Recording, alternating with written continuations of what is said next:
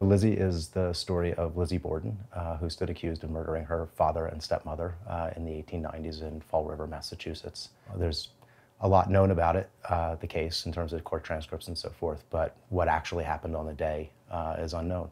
And this is one subjective take on that. So Craig and I started speaking very early on about the look of the film and wanting it to be naturalistic, but still very elegant, and having the house actually had no electricity in the 1890s, even though it was available, but Mr. Borden was apparently famously stingy. It was really exciting to get to work with these sources with candles and oil lamps for a full feature. It was surprising to find how differently they react, even though they're flame sources, though. Like the double wick candles obviously burn very, very warm. The oil candles, bluer and constantly flickering, we found, much to our chagrin.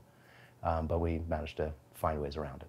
One of the ways that we worked in terms of balancing the candle lights and the oil lamps was to use LEDs, and one of them that we used was the ARRI S60, which is incredible because we can fine-tune the color temperature very precisely and also diffuse it and get to an incredibly subtle balance in terms of intensity.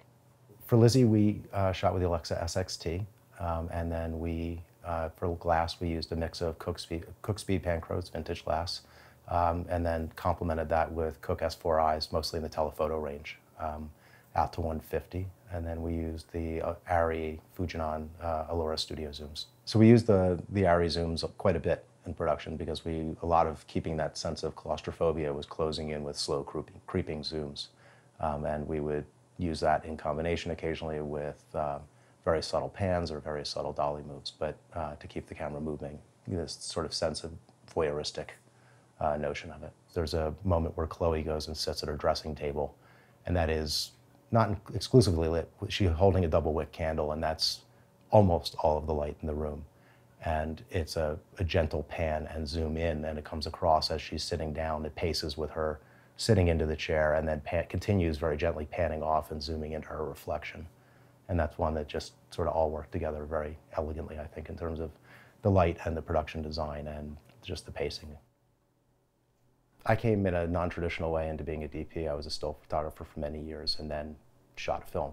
You know, it was a steep but very quick learning curve for me. But one of the things that I found the most valuable in that experience was just randomly shooting some things for myself and editing them, particularly because I came from still photography, was less versed in just how things fit together and why you need that connective tissue.